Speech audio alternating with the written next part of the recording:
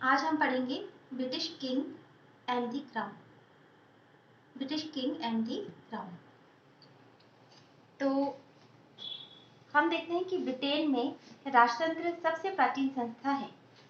Britain में राजतंत्र सबसे प्राचीन संस्था है।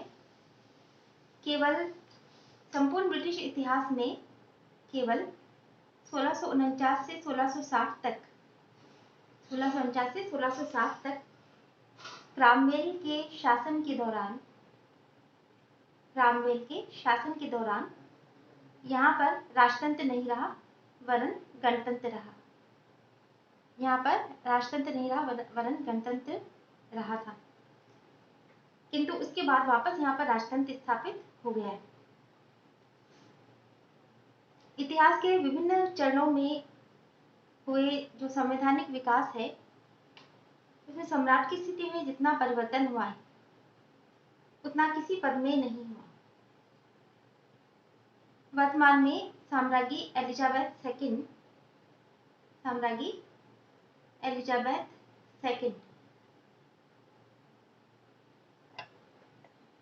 सम्राट पद पर आसीन है।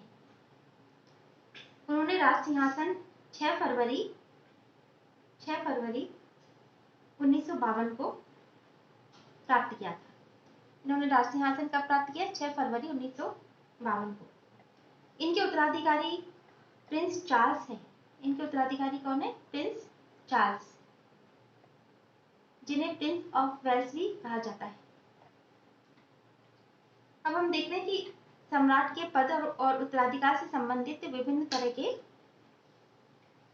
संविधियां भी है। इसमें एक तो है बिल ऑफ राइट्स। पहला इसमें है बिल ऑफ राइट्स जो 1689 का है। इसके अनुसार रोमन कैथोलिक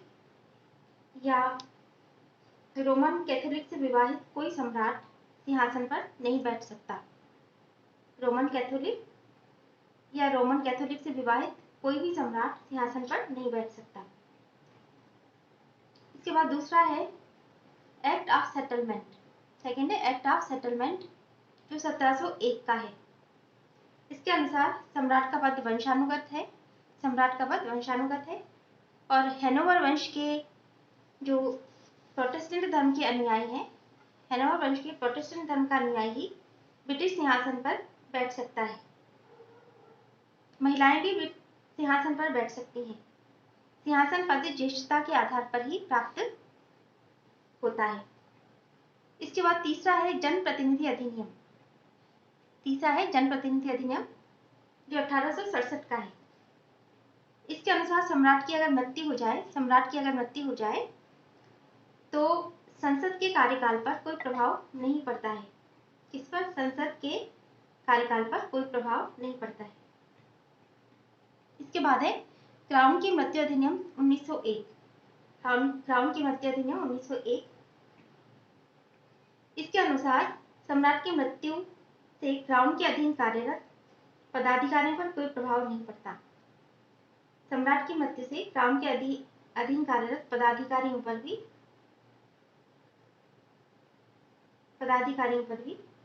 कोई प्रभाव नहीं पड़ता। वे अपने पद पर बने रहते हैं। इसके बाद है रीजेंसी एक्ट 1937 से 1937 और 1953 का। इसके अनुसार जहां सम्राट नाबालिग है वहां उसके कार्य एक रीजेंट द्वारा संपन्न किए जा सकते हैं।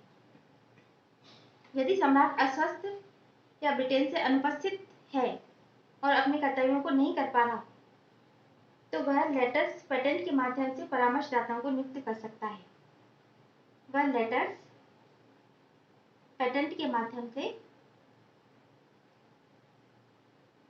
परामर्शदाताओं को नियुक्त कर सकता है।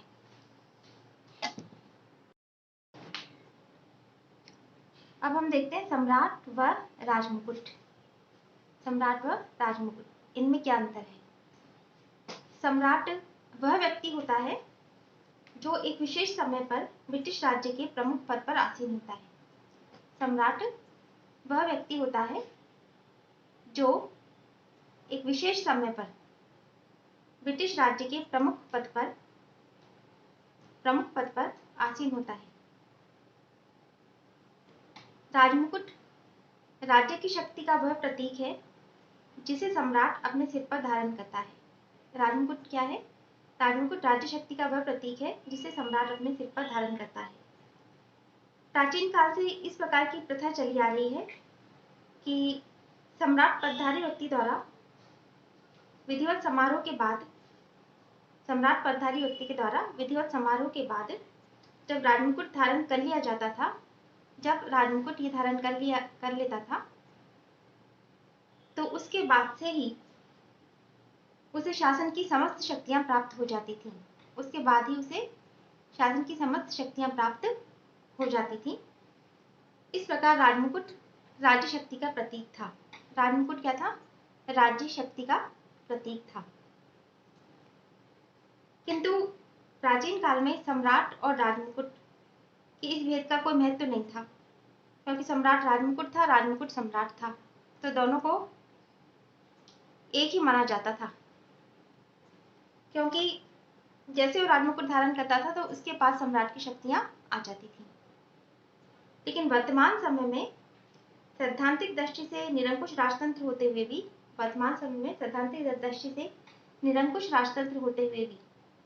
वास्तव में लोकतंत्र की स्थापना हो गई है। अब निरंकुश राजतंत्र जो है किसमें परिणत हो गया है? लोकतंत्र में परिणत हो गया है। इसलिए अब सम्राट और राजमुकुट का भेद निश्चित रूप से बहुत अधिक महत्वपूर्ण हो गया है। अब सम्राट और राजमुकुट का भेद बहुत अधिक महत्वपूर्ण हो गया है। व्यक्ति के रूप में जो शक्तियां राजा को प्राप्त थी, वे अब संस्था के रूप में राजमुकुट को प्राप्त हो गई हैं। इसीलिए अब हम देखते हैं कि फिर क्राउन क्या है। तो शाब्दिक अर्थ में राजमुकुट राजसत्ता का वह प्रतीक है जिसे सम्राट राजपद ग्रहण करने के समय अपने मस्तक पर धारण करता है। किंतु वर्तमान समय में राजमुकुट ने एक संवैधानिक अर्थ भी प्राप्त कर लिया है।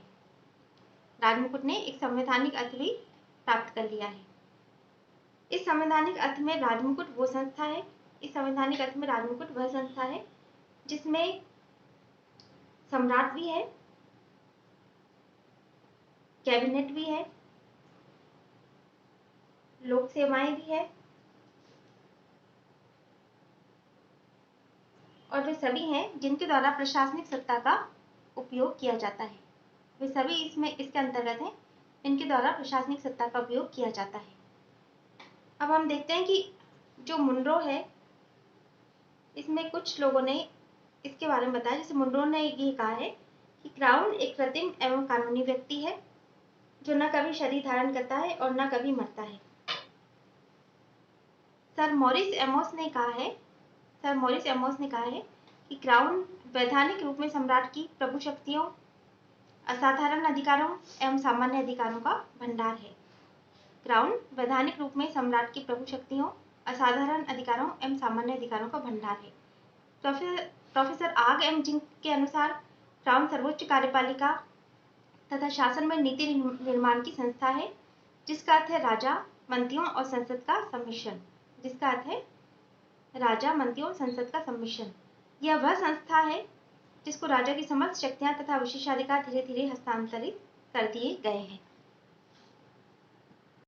अब हम देखते हैं सम्राट और राजमुकुट में जो भेद है वो क्या है। हम इसमें देखते हैं कि सम्राट एक व्यक्ति है और राजमुकुट एक संस्था है। सम्राट एक व्यक्ति होता है जो एक निश्चित समय पर या विशेष समय पर राजपद पर आसीन होता है और इसी के नाम पर राज्य के सारे कार्य किए जाते हैं।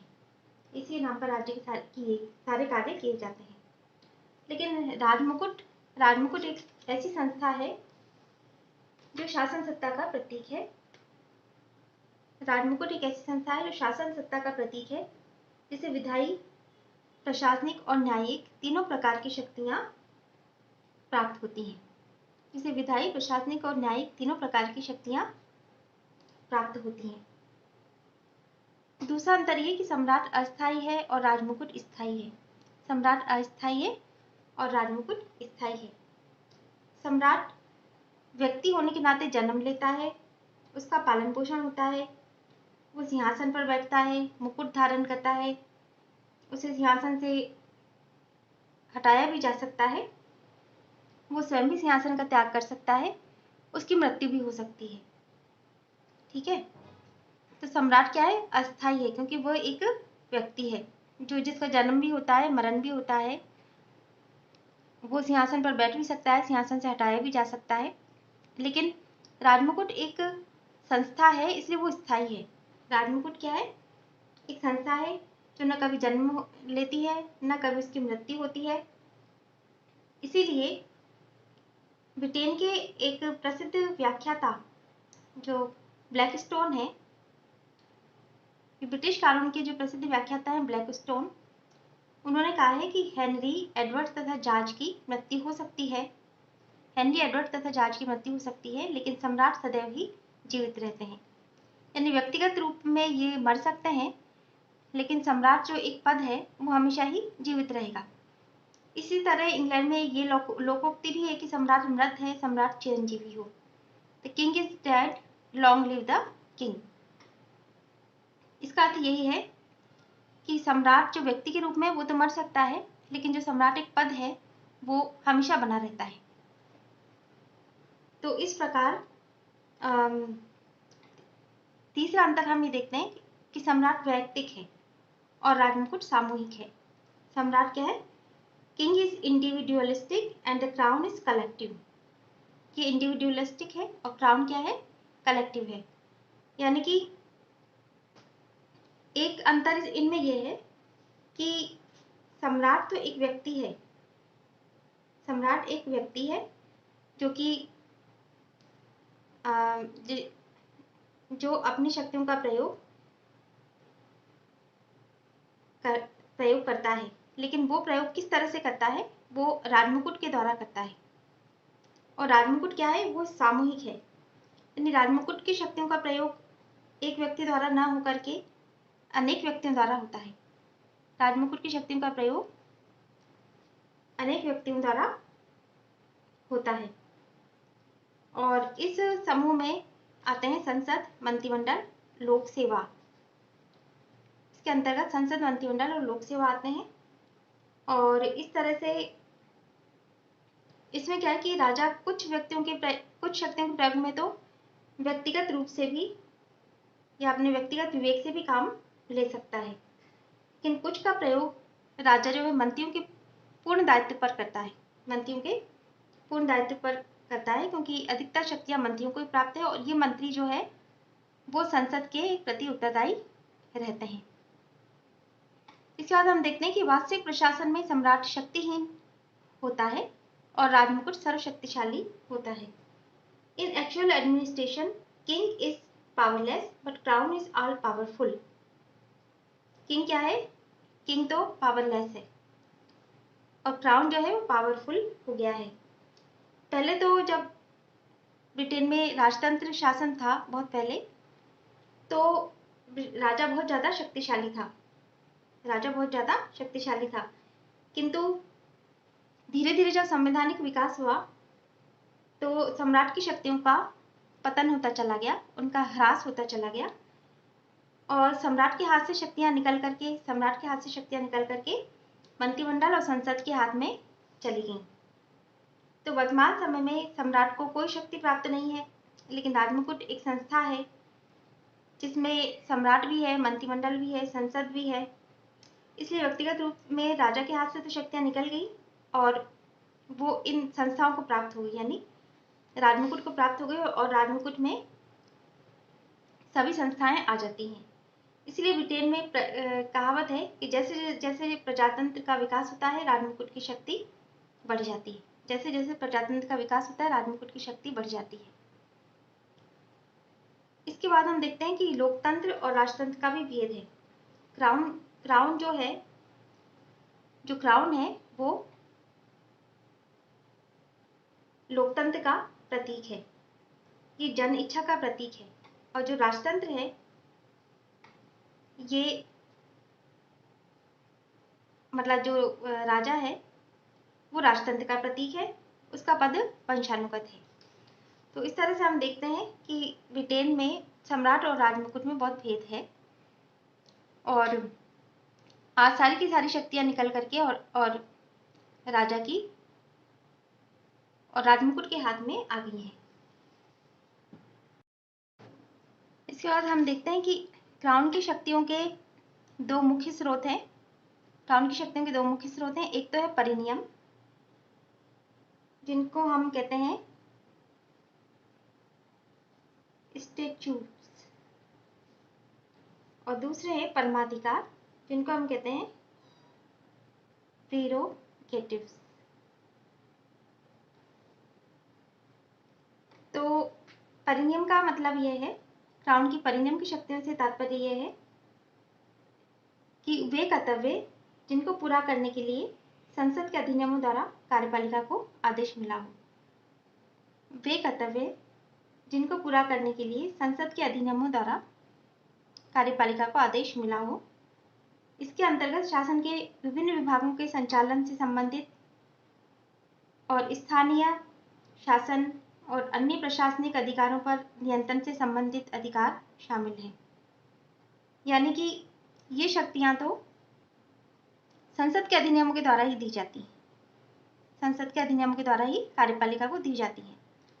और परमाधिकार का मतलब यह है कि क्राउन की स्वच्छंद शक्तियां, क्राउन की स्वच्छंद शक्तियां जो कभी कभी इसके हाथों में ही छोड़ दी जाती हैं, जैसे संसद को आहूत करना, युद्ध या तटस्थता की घोषणा करना, संधियों का अनुसमर्थन करना। तो ये कानून की स्वच्छंद शक्तियां हैं जो उसके विवेक पर ही छोड़ दी जाती हैं, तो इसको उसका परमाधिकार माना जाता है।